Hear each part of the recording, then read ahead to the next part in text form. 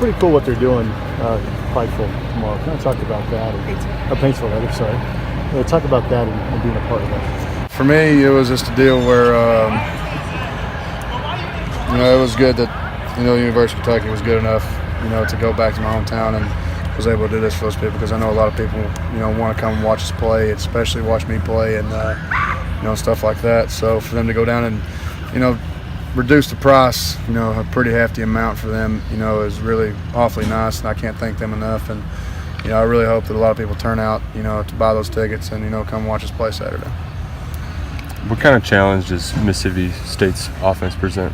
A lot of challenges. I mean, they got a really good quarterback, a really good running back, really good offensive line and receivers, tight ends, you name it. They got really good players all around.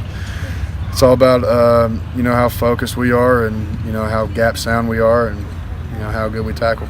Playing an offense like that, does it give you guys a chance to kind of prove your progress is legitimate and that you've gotten a lot better? Well, yeah. I mean, anytime you play, an opponent like Mississippi State and you can come out, and stop, if you can stop their offense and win the game, you can definitely make progress off that.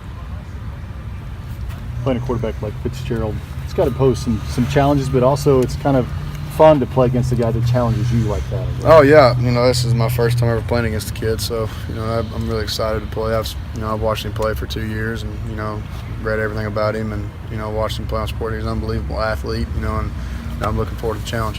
You said you guys have got to be gap sound. Have you been in that area through 3 games? I think we've been fairly well with that. I think our discipline's really well with how we approach practice, and it all becomes in our preparation. If we're gap sound on Monday, Tuesday, Wednesday, Thursday, Friday, we're going to be gap sound on Saturday. So it's all about how we prepare throughout the week, and then going out and executing on Saturdays.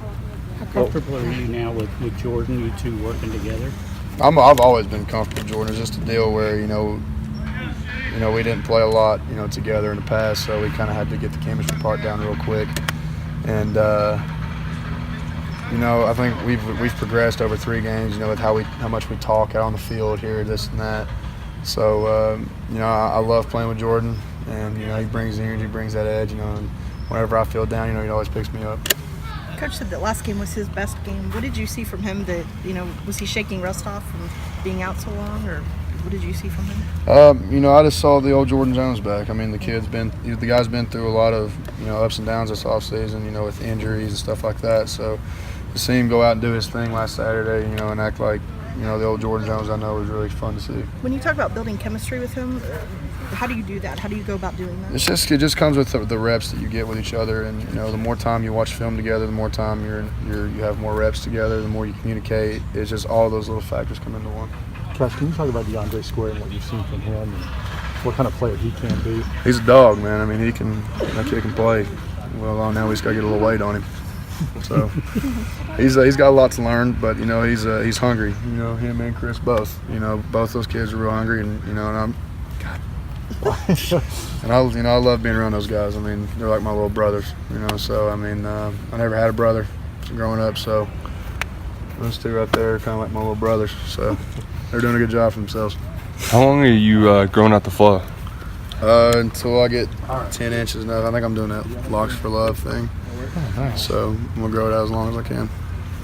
Collectively, how's the defense you guys kind of slow down a quarterback that's so good at making plays and getting yards? Is just staying, like I said, just every call we have is, as long as we're gap sound and, inside out on stuff, making sure we're keeping the ball in our inside pad, not getting out leveraged by the football, and turning it back into our help or expanding it out to our help. It's just a lot of little key factors like that we know what kind of athlete, what kind of athletes we're coming up against this week. But, we're looking forward to the challenge. Is there something that kind of brings out the best in a defender playing an offense where they're not trying to trick you? This is pretty basic physical stuff. Yeah, this is line it up. Let's see who's got the cojones to stop it. Let's get downhill, smash mouth football. This is going to be a fun game. It's going to be a war, but it's going to be fun. It's going to be fun to play in.